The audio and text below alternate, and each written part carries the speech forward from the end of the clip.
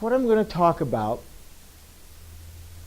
is a very tricky subject because on the one hand, the mathematics of probability is an extremely important thing.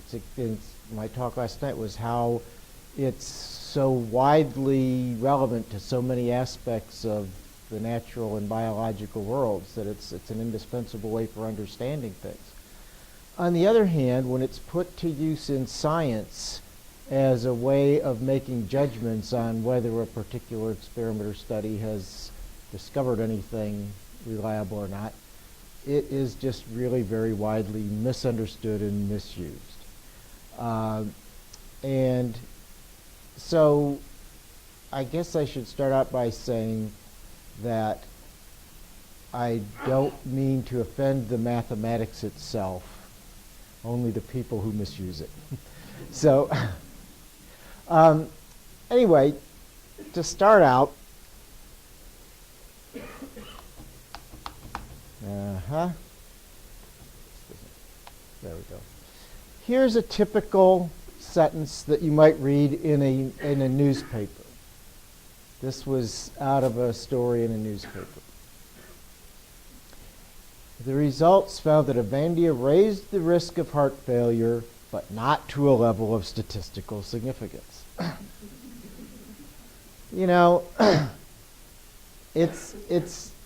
I don't mean to cast aspersions on all journalists, of course, because some know better, but this is way too common. I mean, it's just self-transparently dumb, and it's even, you know, hard to explain it sometimes to the writers who do this. It's really incredible. If it's not statistically significant, you don't know that it was Avandia that did the raising.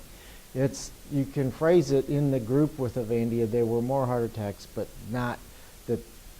If it's not at a level of statistical significance, obviously, you don't know why it was higher in that group. You haven't produced the evidence to make any conclusions. So this is like what I call the elementary first level problem, is a total lack of understanding of anything. But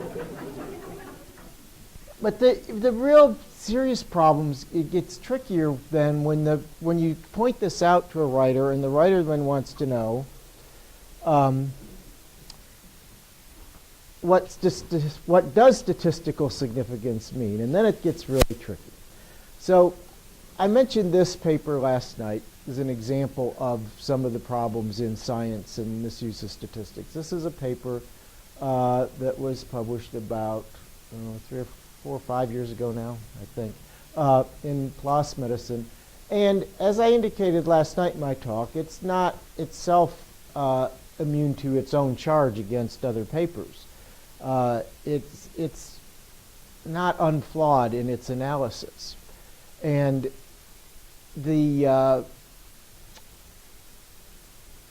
nevertheless, the point that's being made, whether the claim here is that he has been able to demonstrate by going through a series of possible reasons why studies are wrong, that the majority of studies are wrong, and there are several points in his line of reasoning that are questionable. But nevertheless, if you talk to people who look at this sort of thing, look into it, while they may disagree with the way he went about demonstrating what he said, they do agree with the basic point, which is a large proportion, if not a majority, of scientific studies, individual studies reporting claimed conclusion results are not in fact correct. Science, and this is a point I will be getting to that afflicts science journalists in a very serious way, because science itself maybe can survive this kind of thing, because scientists all know you have to reproduce your results, and it's only over results being reproduced over time that they become well accepted. Journalists take the first thing that comes along and write a story about it, and here's something scientists discovered. So that creates an automatic problem right from the beginning. So anyway, that paper is really one of the papers that got me thinking about these issues more deeply and really looking into it and trying to figure out how to deal with the issue of statistical significance when writing about science results in the media. Most of you probably are all familiar where the system of doing studies and null hypothesis testing and calculating to see if you have statistical significance originated with people like Fisher, who back in the 1920s really started emphasizing these methods, and then Neyman and Pearson, who kind of reinterpreted how you should interpret what was going on with statistical tests. And see, this is not, we're cutting off the top of the thing here, because see, their names are up there. This is, there might be at some point in the talk something important along the top. I'm not sure. Okay. Too much. All right. Anyway, the point is that the origins of the methods that are now used came out of people who had competing points of view about how things should be done.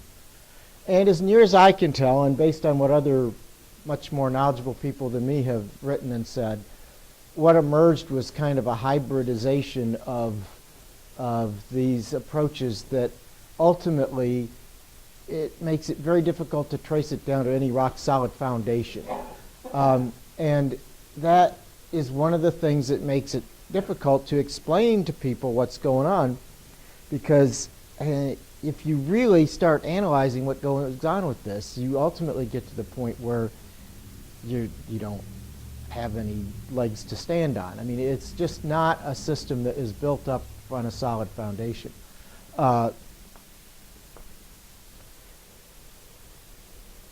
Over the years, a number of people have commented on this system, on the problems with this system.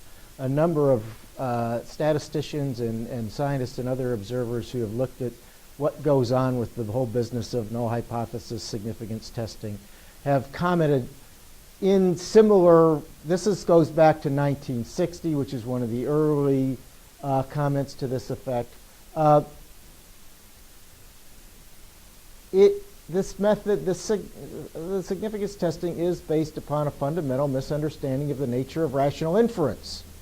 And that's a problem if you keep using it for rational inference. Steve Goodman at Johns Hopkins over the years has written a series of papers that have tried to call attention to the issues, the problems of using p-value significance testing and that sort of thing. And you know, I just have to do this to establish the fact that I'm not the only person who I didn't discover this problem all by myself. I went for decades wondering why I couldn't understand statistics, and then I figured out it's because they don't make sense. And of course, the problem is not, you know, with statisticians. Most statisticians are aware of these issues. It's the scientists who take their data and put them into a software package and get a number that gets spit out, p equal 0.05 or whatever, and say, oh boy, I can publish and I can get tenure, but they do not understand what it is those numbers actually mean. Even they've either not really had that kind of training, or they've had a course where it was just the mechanics were taught, but not the underlying rationale and all that stuff. Anyway, so you get this, you know, and this is, I think, time and time again, I have found this to be the case with people I've talked to and scientists and all over the place, that these guys say many investigators, I've had many other people tell me most investigators do not really understand what statistical significance really means. So when I talk to, well, the first thing I tell other journalists and my writers who write for me and everything is that you've first of all got to clear up this use of the word significance. It doesn't mean significant in the way the English language usually uses the word significant. This is a critical point to understanding what's going on here. And you see phrases like this in newspaper articles. Those who took the drug did not have a significantly higher rate of valve problems than those who got a placebo. That is not correctly phrased. They did not mean that it was a significantly higher rate in the sense of the ordinary use of the word significant. They meant there was a statistically significant difference in the rate. It's just not the same thing. The statistical significance, and explaining this to reporters and getting them to be clear on this is really a problem, because I think, well, but if it's a bigger effect, it would be more statistically significant. That's not the issue here. Is not about magnitude. Is it statistically significant or not? And is it statistically significant or not? It's not a question of the magnitude of the effect.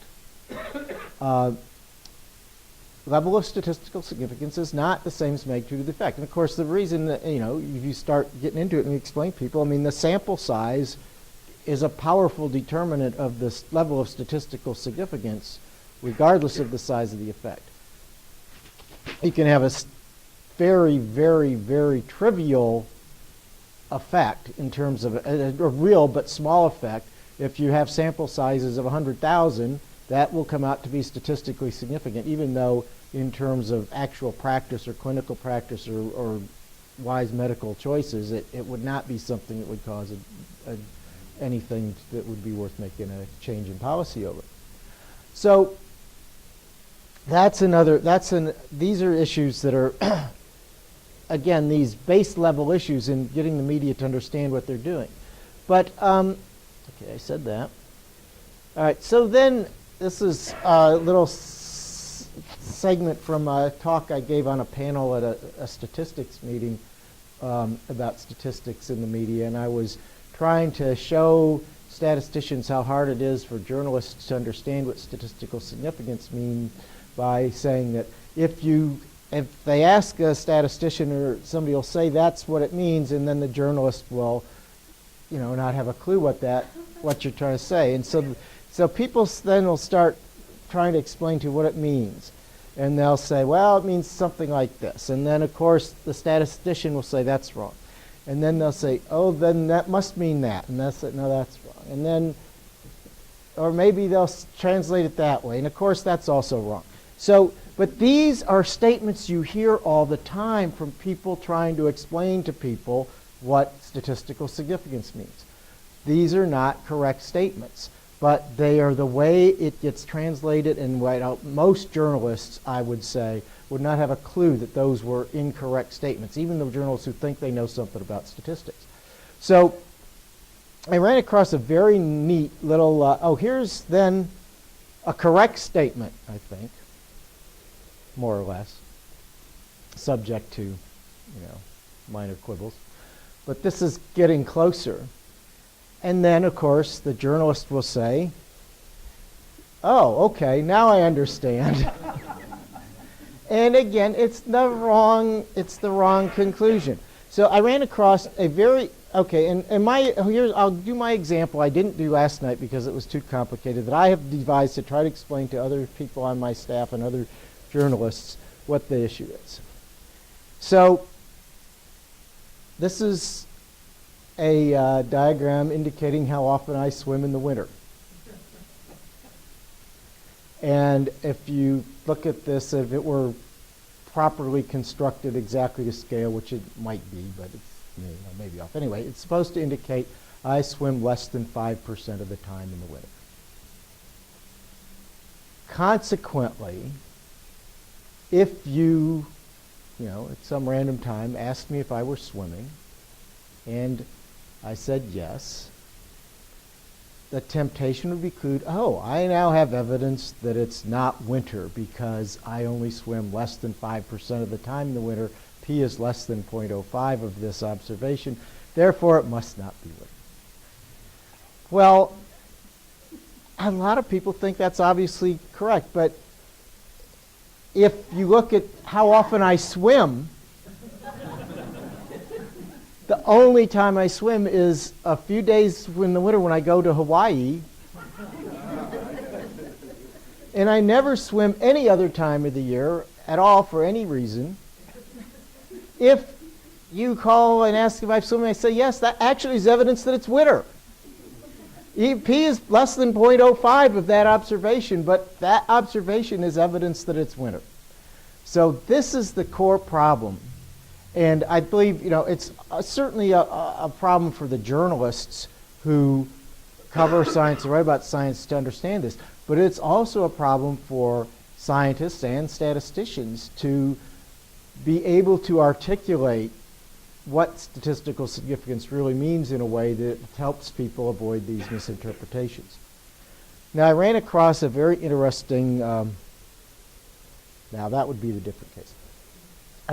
This is a year or so ago. There was a report that came out about an AIDS vaccine test that got widely mangled the way it was covered in the media because the statistical significance level was reported and interpreted in some of these bad ways. Not just by the journalists, but some of the scientists the journalists quoted made exactly this mistake of saying it was a p.04, therefore it's a 96% sure thing that this thing works. And so I mean, it's very bad that the scientists who were quoted, and these were clinicians actually, who were saying, "Oh, great," But so this journalist from Science, who I will not name, oh, you can see his name. I should take to spare him embarrassment and alleviate the possible charges of slander against me. Talked to the chair of biostatistics at Harvard School of Public Health about this issue, and I thought this guy's pretty clear to the journalists. I mean, if there's a p-value 0.4, it says probability 1 in 25, you have seen the results in this magnitude or larger if there were not true vaccine effects. So, what is the journalist's response to that? I'm not making this up now. I'm taking this right out of this interview that was published by the journalist about his discussion. I think that means there's less than 5% chance that I'm going to say this worked when it really didn't. And the statistician says, no, it's not like that. And this is a quote I used last night. It's the difference between I own the house or the house owns me. This is, that's a great way of, summing it up. Or the way I re-summed it up, in other words, evidence that I don't own the house is not evidence that the house owns me. And that's kind of the best really quick way of explaining the logical fallacy to people that I think I've come across.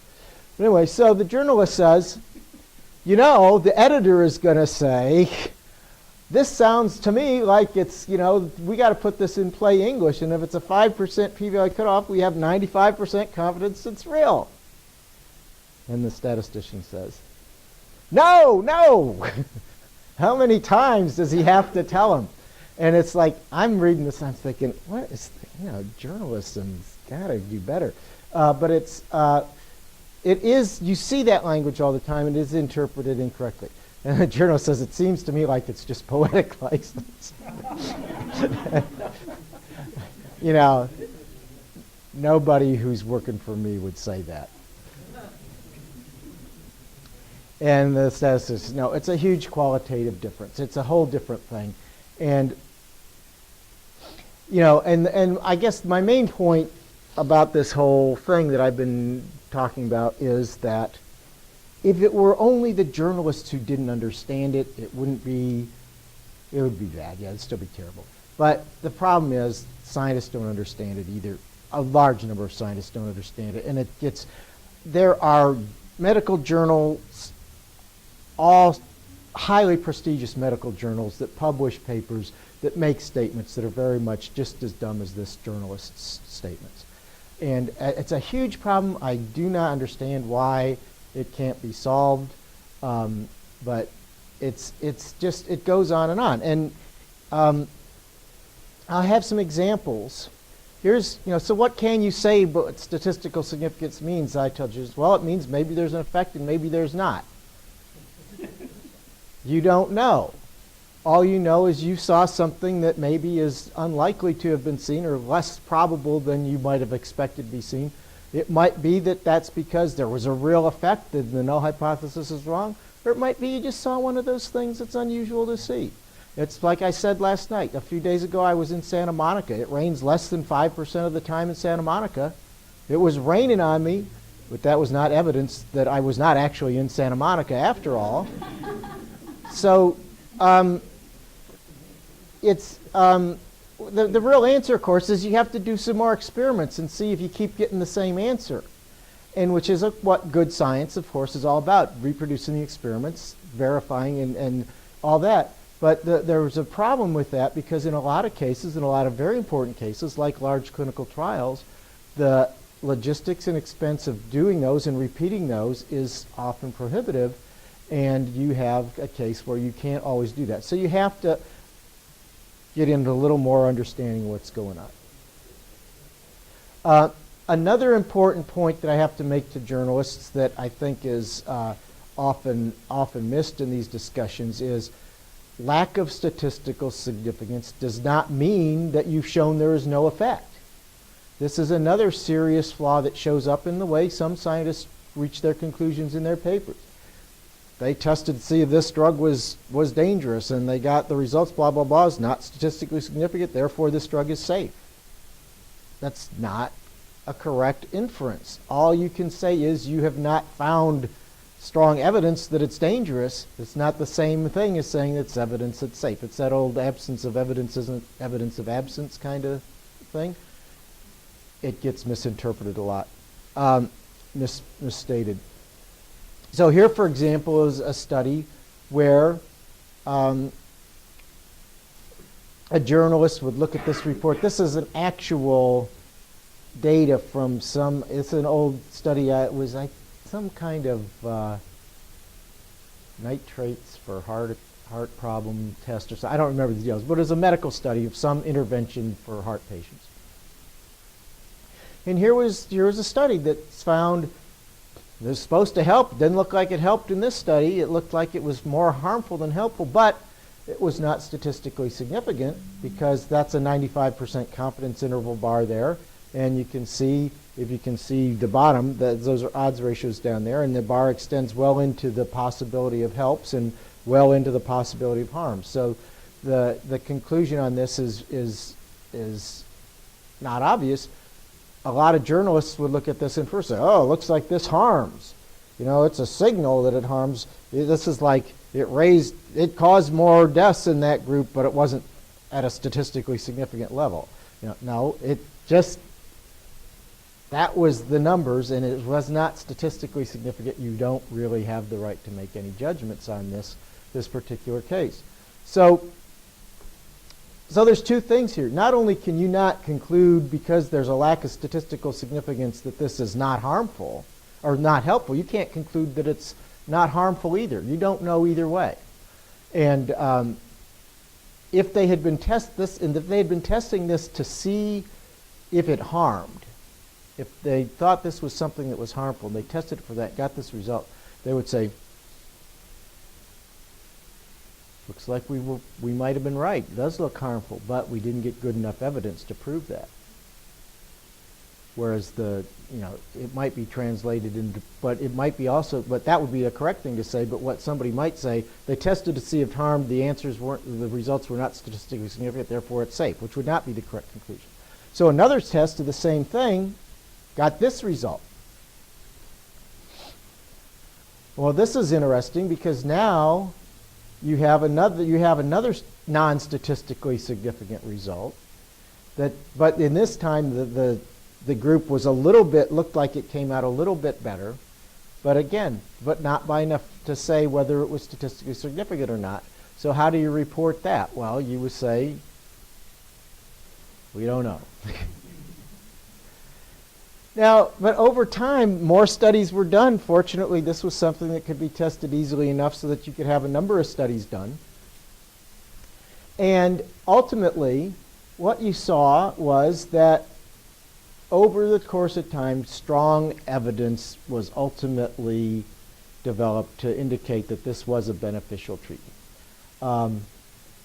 Especially if you see toward the bottom where you have the biggest study that was done, the size of the block indicates the size of the study, and the confidence intervals were much narrower, then you not only see that there's strong evidence that this is a helpful treatment, but you also see that the statistics actually worked pretty well in the long run because all the confidence intervals all overlap. So they're all consistent with each other, which is which is kind of a good sign, I guess, that, you know, maybe these are being well done. But in any case, it goes to show how taking any one of those studies alone and trying to draw a conclusion would not have been, you know, sound science. You had to have the validation of, by repetition of the study, to come up with something that was reliable information. So this whole business of confidence intervals then is something I'm trying to do with my writers now, is get them to more and more report confidence intervals in when they write about a finding, not just report that it raised the risk 16% or 22%, but give the range of the confidence interval to give people a better sense of how precise and reliable that the finding is. So here are 3 points that, remember the original paper I put up made some of these points, and there's some issues about this to some extent, but because of the way statistical significance testing works and the way the publication system works, there are these 3 broad classes of things I like to point out, which basically have been identified in some of these other studies, that really raise the probability that the study that you're looking at is one of those wrong studies. One of those studies where you may have, where you know, when you're trying to decide, is this really evidence of effect, or is it just one of the rare times when you see something unusual? These are the kind of studies where it makes it more likely that you're seeing just the thing that's unusual and it's not a true effect, or that your conclusion is wrong. So the first report, there's some back and forth in the literature about this. There's some really good papers, I think, that establish first reports in a field are at least likely to overstate the true effect. And there's other analyses that indicate, at least in a lot of fields, in a lot of situations, the first report is the report that's most likely to be one of those statistical flukes, one of the outliers. It's understandable if you think about it, depending on the field, depending on what's going on. If you're trying to find a drug that works for something, and not very many drugs work, if you try enough of them, you're going to get some apparent statistically significant results for some of those that don't work just by chance. And if it's really hard to find the one that works, the one that you find first is likely to be one of those that arise by chance. So this tends to, at least in a lot of cases, make the first report suspect. And I mean, scientists know. That's why you say, if you get a first report on something, that these results need to be confirmed by further research. It is very often the case that a first report is wrong. Hot research field, that is another case where you have more chances for more flukes because more people are doing the studies. If you have 1,000 labs working on an issue, then, you know, if they're all geared up to publish as soon as they find something that hits p equals 0.05, you know, you got 50 of them are going to be ready to go even if nobody actually found anything.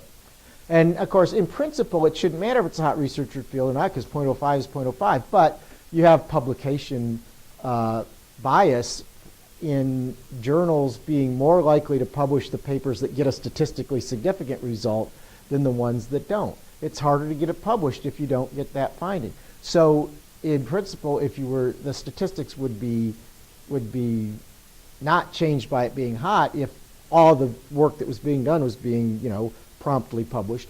But the work that doesn't find is certainly going to be delayed, and it's maybe never published, whereas the ones that find what looks like a result, you know, zip into Science or Nature and you're off and running.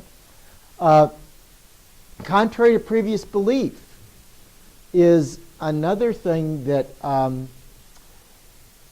it should be a flag, because if a study comes out that is contradictory of previous belief that presumably was actually based on some evidence, I mean, yeah, I mean, it is true. If it's contrary to previous belief and the previous belief was Aristotle, then, you know, that maybe not is okay to believe it. But if it's contrary to previous belief that was established by a series of studies and research over a period of time, The contrary one is likely to be the one that's the statistical outlier again. Now, there could be circumstance where the new report, there's no reason right off the bat that just because it's the latest report means it's more reliable than the one that came out last year or the year before that.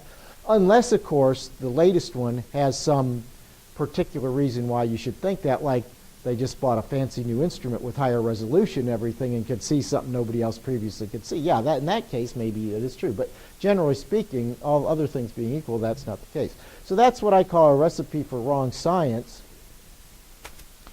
And now, recipe for wrong science news, coincidentally, happens to be the same three things. Because these things that statistics, just by the way they work and the way the publication system works, make these things likely to be wrong. These are precisely the things that science journalists are the most likely things to write about. Because what do you want to do if you're a journalist? You want to write about the first time somebody reports something, the first time they claim to discover this or whatever. You know, the important study is the next one or the next one. They've confirmed it. You don't care about that. It was already reported. So you write the stories about the first time somebody found something. Now, if it's in a hot research field, that's where you go, oh, if people want to know anything that's going on in those hot fields, so we write every little study that comes up in those hot fields. And if you want to really get the journalists going, say, contrary to previous belief, you know, thousands of years of investigation have been overturned by a new study, you know, published in The Lancet. But, you know, I try to illustrate this I've shown this to my writers. If there's 100 drugs people are testing and one of them works, 5 of them are going to look like they work by chance. You know, the first report is likely to be one of the others and not the real one. And again, the hot research field. If you have a small number of labs working on a question, then, you know, a 1 in 20, a 0.05 report is going to hit one of them. If you have 1,000, it's going to be way more.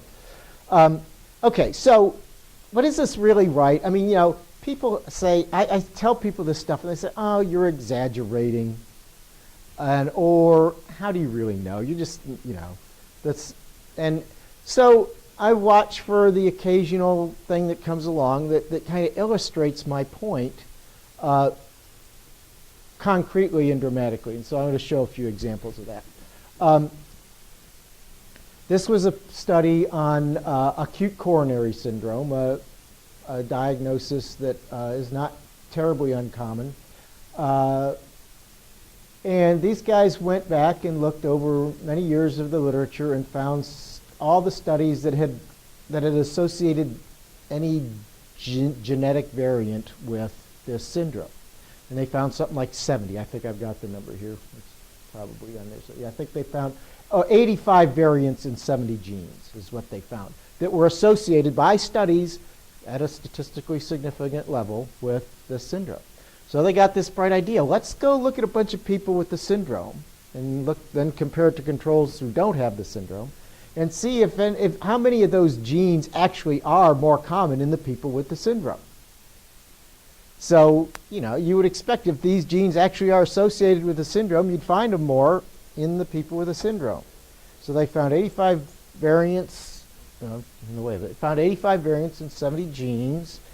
They got their control group, and they analyzed it, and they found none of them. They found one that looked like it was more in the group, but that would be expected by chance. So their conclusion was that you had actually no evidence that any of these genes, these 70 genes, 85 variants in 70 genes, that papers had been written doing the analysis, finding a statistically significant association of that gene with that syndrome. And if you look in the people with the syndrome, none of them were more often shown up in people with the syndrome. Now,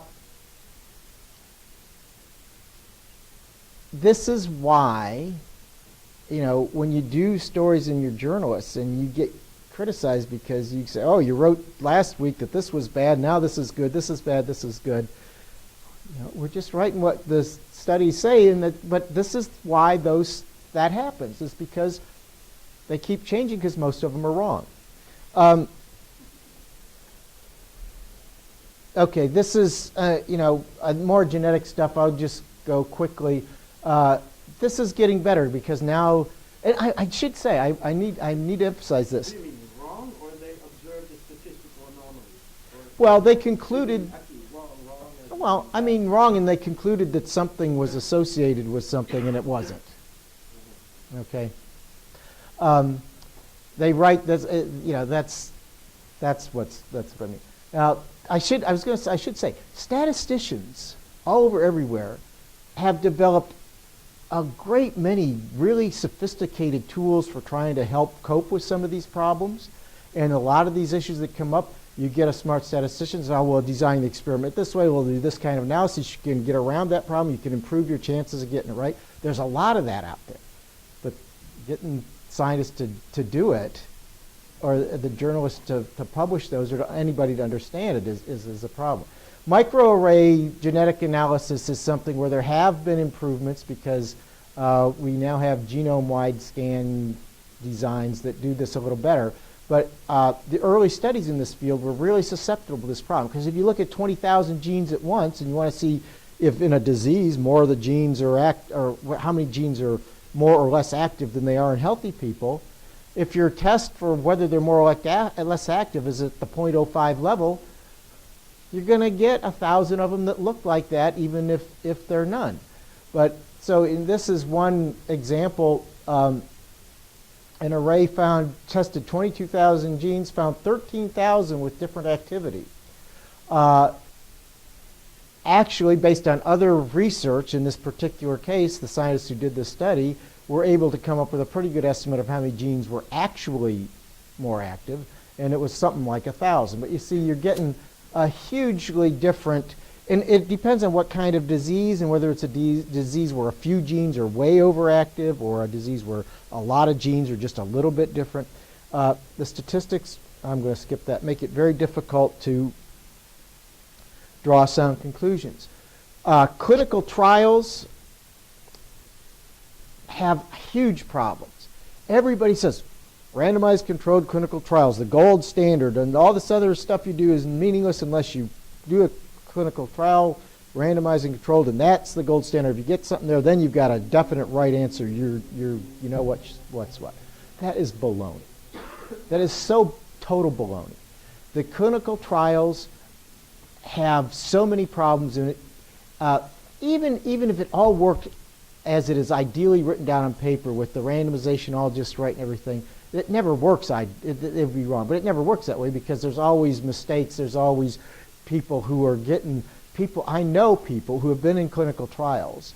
They didn't know which group they were in. They went out and found the way to get the drug that was being tested. Okay, so they were either getting a dose of the drug when they shouldn't have been, or they were getting a double dose of the drug.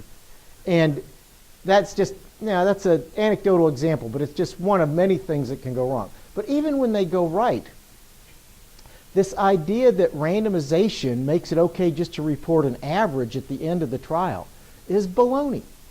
There are individual differences that will determine what works and what doesn't, and those individual differences will not all be randomized. It's not even remotely thinkable that they would always be randomized. Maybe one trial would get really lucky and all the possible individual differences would be very well randomized. And I tell this to people who couldn't cross. Yes, well, they won't be, but the ones that are positive will be balanced out by the ones that are negative. Well, maybe. But, this was all done, and this was all devised at a time when you didn't think there were that many differences. There are at least 1 million, technically I think, many more, but there's at least 1 million SNPs, single nucleotide polymorphisms in the human genome, where yours might vary from mine or anybody's at more than 1 million points. Now, if even 1% of those or 0.5% of those is relevant to what you're testing, that's thousands. And you can't expect a randomization of people to control and treatment group in a clinical trial to randomize all those things. It wouldn't happen. And if it happened in one trial, it certainly wouldn't happen in all 20,000 clinical trials that are going on right now. So it's just really a problem in doing these trials. Averages, the bottom line is the average reporting of averages hides important effects. I'll skip through that. This is a point. Not all samples are representative. That's just, if you flip coins 100 times, I'm going to keep going. I'm going to meta-analysis. But anyway, the clinical trial problem, I think, is one of the most serious problems today. This is just life and death. It is literally life and death. There are drugs that would be beneficial for many people that are not approved because they didn't get a statistically significant positive reading in a clinical trial because the averages wiped them out. So how do you know that they were useful? Because you have some instances where there are cases where you have found the individual differences with people that you identified who are the people who should get the drug, and then it works for them. And then you look at how the drug did not originally appear to be beneficial in a trial because the average results wiped it out. If there's only 10% of the people in the population who would benefit from the drug, it's not going to show up in the clinical trial. Okay? But if you have other evidence and you believe it is, and then you can do further testing and sort people out. Yeah, you do subgroup analysis for starters is one way you sometimes find this out. And then but you don't always know what subgroups to look at. This is the problem. If you know what subgroups to look at, fine, you can do that, and then you can see, oh, but it works for this group. But you don't know what, of all these different possible genetic variations, you only know they don't necessarily correspond to things like, sex and race and age, which you can easily see. They are things that you don't know. So the bottom line is the clinical trial system has not come to grips with this issue. And I think that, and it works both ways. Of course, some bad drugs might get approved because the detrimental thing didn't show up in the clinical trial. And that does happen. Then once it gets out in the population, you find out some bad things are happening to people that you didn't see in the clinical trial. But it's like, the system needs improvement. Anyway, so I'll say a couple words about meta-analysis, then I should leave a few minutes for questions, right? Okay. A lot of people think the solution to a lot of these problems is, well, you just don't rely on any one study, which is true. You should not rely on any one study. But you should aggregate studies so that you then get a bigger, huge sample size that will, if the effect is small, then you will be able to detect it, because you could have a small effect that's a real effect, and it will go undetected by a statistical significance test if the sample size isn't very big. And it might be an important effect, even if it's small, if it's a drug that a million people take. But, so in principle, it's not a bad idea to do this, collect the studies and add them up together. And you can't just add them up. You got to do a lot of fancy manipulation of how you properly weight the data and put it all together and do your statistical tests.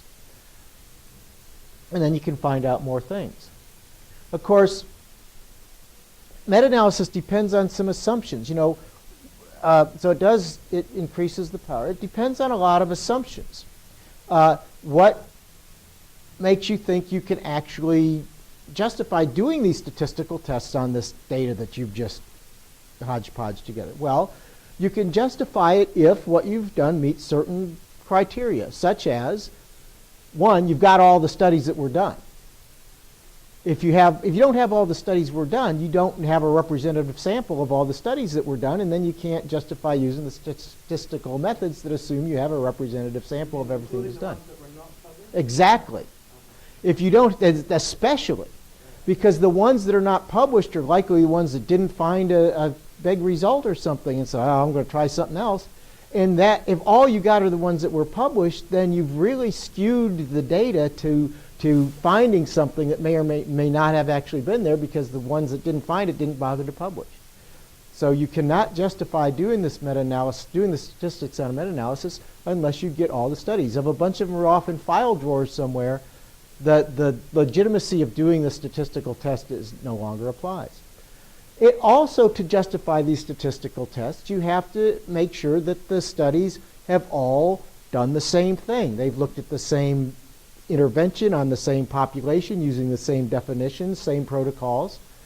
And if they haven't, it is true. I mean, you might not be able to find all these studies that are identical in every detail of every aspect of it, but if they're not, you have to then actually demonstrate that you have evidence to show that that wouldn't have made a difference. You can't just say, I don't think it made a difference. But if you're getting studies that are not comparable in the way they were done, that invalidates the whole underlying principle of being able to use the statistical tests to do the meta-analysis. And there are a few cases out there where good meta-analyses have been done and have been valuable by people who have been very careful and knew exactly what they were doing. But most meta-analyses get published are really pitiful. Here's one that got a lot of publicity 2 or 3 years ago, I think, on echinacea for treating colds. They did a meta-analysis and said, hey, it looks like echinacea is good curing the common cold. Well, this is a case where the newspaper account, which started out, oh, evidence that it cures the common cold. And this newspaper, I think this was the New York Times, actually, yes. The story would have been really good if they'd have put this quote up at the beginning of the story. This came at the very end. Of course, if they put it at the beginning of the story, then the writer would have probably realized they shouldn't have even been writing the story to begin with. But the point still is, this guy hit it right on the money. If you're testing the same intervention on the same population using the same measures, then meta-analysis is a very good technique. But in this case, none of that was true. Why, a reputable journal would publish something like this that clearly did not meet the criteria for doing it properly is beyond me. So can you tell me?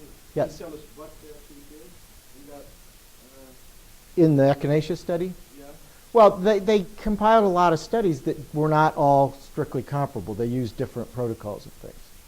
Like, for example, the second example makes the same point. I'll do this and make the same point.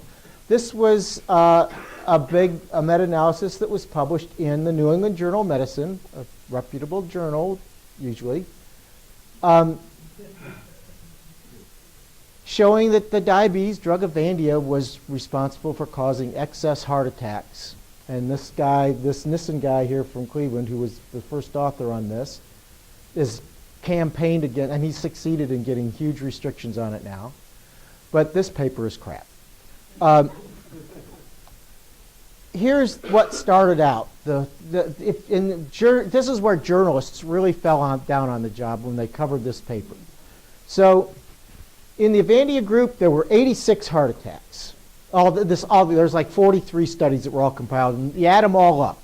In the Avandia groups, there were 86 heart attacks. In the placebo groups, there were 72 heart attacks. A newspaper story said, look at this, Avandia groups, there were 85 compared with only 72 in the placebo group, showing Avandia increased the risk of heart attacks 46%. Well, any of the reporters who wrote that way, and that's all they said, they're morons. They didn't bother to look so far to see there were 3,000 more patients in the Avandia group.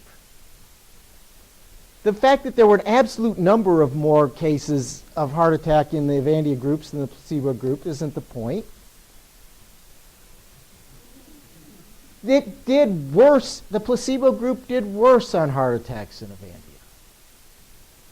Now, okay, so that's not necessarily means Avandia is off the hook, because you can't just add up the numbers and say this is better than this. You have to do the statistics. You have to weight these studies properly, and you have to put them together and do the analysis and do the math and all that. And when they did their meta-analysis in this paper, they found that even though in the absolute numbers it looked this way, it flipped over and it looked like Avandia was so many percent more heart attacks, responsible for heart attacks.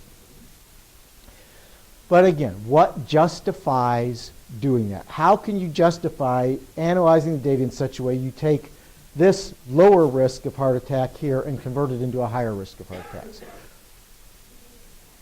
No, they kept going. They did statistical tests that came out showing that the Avandia group was actually worse when they weighted all the studies. And what justifies doing those statistical tests if you have studies that are all the same, studying on the same population, using the same intervention, same definition, same controls, blah, blah, blah, blah, blah. If you go and look at the paper, the place to start is looking at the control groups. In some of the studies, the control group was placebo. In some of the studies, the control group was a different diabetes drug. In some of the studies, the control group was Avandia plus another drug. There is no way you could justify doing that meta-analysis and drawing that conclusion, particularly when it contradicted the gross numbers. I mean, the gross numbers, granted, they are not meaningful in themselves because it's not legit to just add them all up. But if you're contradicting just adding them all up, you better have some justification for doing it. And they didn't. And I wrote something about the time that was baloney, and then shortly thereafter, a paper in Annals of Internal Medicine came out that did the same kind of thing. They looked at this paper, looked at this data, and concluded just what I'm saying, that you did not have evidence from that meta-analysis one way or another. I mean, maybe Avandia is bad and maybe does cause some heart attacks. I don't know. But the point is, for evidence and the later evidence that came out, and they've been arguing about this for 3 years, and the FDA has just now said, yeah, we're going to go ahead and put harsh restrictions on it. But the science that went into that decision was pathetic. One other good example that I want to give. This is from several years ago. This is antidepressants, SSRIs for kids. And there was a big deal about this. This is about 6 or 7 years ago now. I don't know. The FDA put the black box warning on SSRIs for kids because of the danger of causing the risk of suicide. And of course, what has happened since they put that black box warning on is suicide has gone up for the youth groups and after years of decline. How did they reach this conclusion that they should do this? They did a meta-analysis. They got all these studies of these different SSRIs for the kids on who were being treated with them. And these were not trials that were designed to test for suicide, of course. They were efficacy trials. And so, but they went back to see if anybody recorded suicide. There were no suicides. There were some suicide attempts, and there were some reports of thinking about it. That's what they had. They had to add up the attempts and the reports of thinking about it. And they did the analysis, and they still didn't get any statistical significant indicator. They had to add in a non-SSRI. If you look at the data, I don't know if you can see this, but there's no statistical significance for any of these, really. Paxil just at borderline, but Effexor, when they added that in, then they got an overall statistically significant indication of an increased risk of suicidal thinking. It's not an SSRI. They drew the conclusion about putting a black box warning on SSRIs by adding a non-SSRI into the data so they could get it to be statistically significant. They also had to add in all the trials for everything other than depression. If they'd have restricted it to the kids that were being treated for depression with the antidepressants, they couldn't get statistical significance. They had to add in a non-SSRI, and they had to add in trials that were things other than depression, which is not what the drugs were supposedly for. They were just being tried out.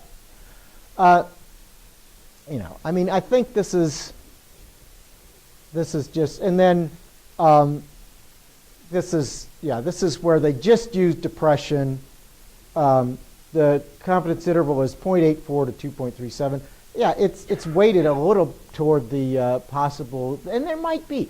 I should say, maybe there are some small number of kids you shouldn't give the SSRI to. That's a possibility. That's the study. But in general, the data here, it's not statistically significant data. They had to manipulate the hell out of it in this meta-analysis to get that conclusion.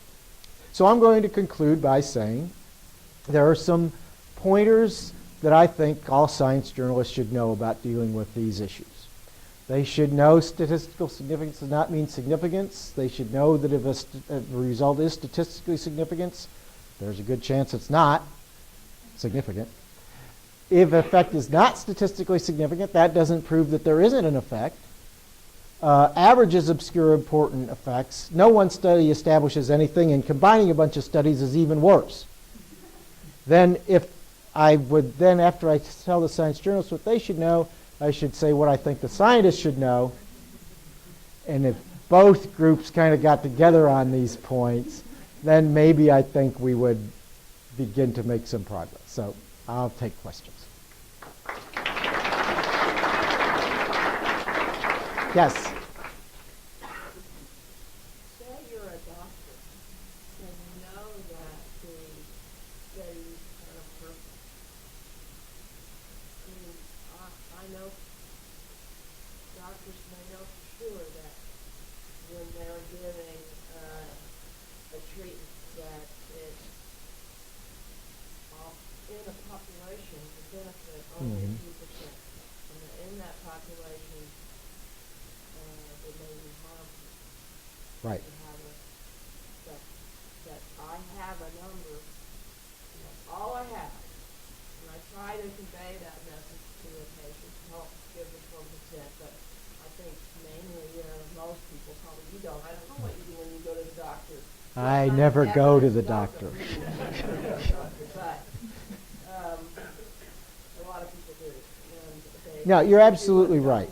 You're absolutely right. And it's, so what's the yes. doctor to do? It's a very difficult situation. Yeah. Which I think a lot of doctors do know all this. Well, and I think you're right. And I think but the situation with doctors is very difficult because there's so much literature and so much contradiction and so much poorly presented literature.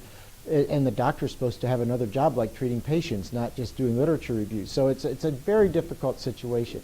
I think, good doctors, though, do know these things and they recognize those things, so they have to apply judgment on top of what they see in the reports. And I don't envy doctors this problem because that's a problem. I haven't interpreted this stuff, and I don't have anybody's diseases to cure or lives to worry about. So it's hard enough for me. For a doctor, I feel for doctors on this issue. What there needs to be is from somewhere. I don't know if it's governmental or if it's the journals or it's universities or whatever. Some effort to do something about this general problem of crappy information flowing like crazy, and produce some kind of a system for sorting out the good stuff from the bad stuff. And there are, of course, some journals and some review journals and things that try to do that in a responsible way that maybe be where you would go. But that's a terrible problem. I agree. Yeah. Some of the better studies that look at lots of different studies will at least go through and rank order the quality of the studies and have an inclusion criteria. How much Right. does that help? Well, what really helps, from my point of view, from the journalist's point of view, is if you have a review that's done, it's not just a meta-analysis where they add up the numbers and do the numbers, but it's an actual review that actually applies some judgment to assessing the various studies that have been done. And you go through the end and they'll highlight what they call the most important studies and have a little annotation, why this was really good, or they'll have a little annotation about why this one was questionable. And they go through and you get somebody who's a very knowledgeable person who reviews the literature with some expertise and judgment and reaches what conclusions they believe to be sound based on understanding all these things, rather than just doing numbers. This is the problem with the p-value statistical significance. And one of the reasons I think it became so popular was it eliminated the need for a lot of actual thinking. You just put your numbers in, you got a number, and say, oh, I got a result. And that's not what really good scientists do. That's what the ones who are, they're desperate to publish maybe do. But a review written by someone with expertise and some judgment, that's what's helpful. Yes? So for people that do have to make decisions in the here and now and can't wait for another 20 years Mhm. until the final word comes, they have to include the cost of these classifications. Or especially, it's becoming important for age patients, for Mhm. example, who have very short timelines, who are willing to take greater risks, not Mhm. wait for the final definitive statement. So that's sort of what physicians have to incorporate, patient preferences and the risk attitude, but that also flows over to journalists, that it's important to know the clinical significance as well as the statistical. Absolutely. That's absolutely a key point. That's absolutely the point. That don't even meet the .05 criterion. Because Yes. that's for publication purposes, not for action on the part of patients. No, that's absolutely right. There are a lot of times where there's something that doesn't quite meet the statistical significance criterion, but you have other reason to believe from other evidence, other lines of evidence, that this should be a thing that would be good to do. And because the study comes in and says, oh, it didn't quite make statistical significance, the FDA says, oh, tough, I guess we can't approve it because you got to have 2 trials that meet statistical significance. People should be saying, wait a minute, that's just an arbitrary and mindless way of doing things. If you have other reasons to believe something is a good thing to do, the fact that it didn't quite make statistical significance shouldn't deter you from thinking you should do it. And if you have,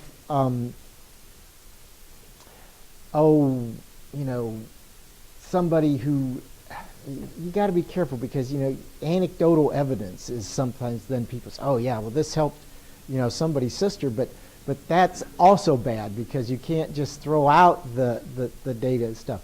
You have to have people who can, like I said, use judgment and assess all the data from various sources and make some sound judgments about what looks reasonable.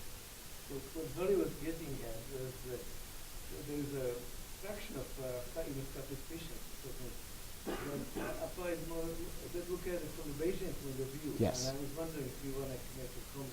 Well, that's the third talk in my series where I start talking about Bayesian statistics because, yes, there are obviously many situations, many types of studies, many kind of situations where Bayesian analysis is what makes sense to do. And it's not totally free from problems, but it certainly addresses a lot of these issues like whether I'm swimming in the winter, if you do a Bayesian analysis, you have to first know how often I swim all the time before you make any conclusions about the winter. That's the basic Bayesian principle. And applying Bayesian principles helps you avoid a lot of the most egregious misinterpretations. And there's a good movement going on, a number of people who are working hard on developing Bayesian clinical trial designs. A guy at MD Anderson, Don Barry, is a big proponent of this. And there are some now, even the FDA has gotten to where there are a few kinds of things they're willing to try. Maybe we'll do a Bayesian design. But that is definitely something that needs to be better appreciated and better understood. And the frequentists who hate Bayesianism should not be allowed to go to the doctor or something. I don't know. I mean, it's like it's a long historical debate, and there's a lot of philosophical issues that get argued about. But however, you want to argue it on a philosophical level, when it comes to making some hard decisions about what makes the most sense medically to do, if you're not thinking Bayesian, you're going to, yeah. One more question. Yeah. Are you being effective in convincing your colleagues? Well, I've been reasonably effective and made a lot of progress with the ones who actually work for me. They're getting the message. They're shaping up. Don't work anymore. Yeah, exactly. There's a sorting out there. Other publications, other places, I have tried to make this point, and I don't get quite as far with them yet, but we'll see. Okay, here. I wonder also, when you're talking about Zambia, I know it's okay, maybe there's more horsepower, but that doesn't seem to be compared at all with how many people's lives got saved. Yeah, There yeah. seems to be no reporting of the balance of it. Yeah, yeah. Especially with vaccine reporting. Yes. Yeah, no, that's one of the questions. See, that's one of the questions journalists should be asking when they write stories about this instead of just parroting what the study concluded. They should ask questions like costs and what benefits do you lose. They should always ask the question of if the risk is increased, what was the risk to begin with that got increased? This is a real serious problem when you see a journalist just takes the papers out. This doubled the risk of esophageal cancer. And, well, if the risk to begin with was, 2 in 20,000 and now it's 4 in 20,000, that's relevant information for people to have a better understanding of how they should interpret that doubling risk. Questions like that, the bigger context, yeah, it's critical to reporting this thing well. Yeah. But can I Yeah. have one more question? Because I've just been told that they need the room for some other purpose. We could then go to the math department if some people want to continue conversing with Tom Siegfried. Oh, okay, we had one One last more question. question here. So you refer to the situation where there's an anomalous result found, maybe it's something different, the investigators maybe overinterpret the data. They put out a big, press Mhm. release, and the media's all over it, Right, and it's right. on every radio show and everything. Right. And then a well-done study that is better performed, doesn't overinterpret the data, is published, and the media ignores it. So Right. is there any solution to this kind of problem? I've been trying to tell them, subscribe to Science News, where we try to point out some of those problems. That's not what I can. I mean, I'm doing all I can to spread this word, but it's a tough battle. But your observations are right on target.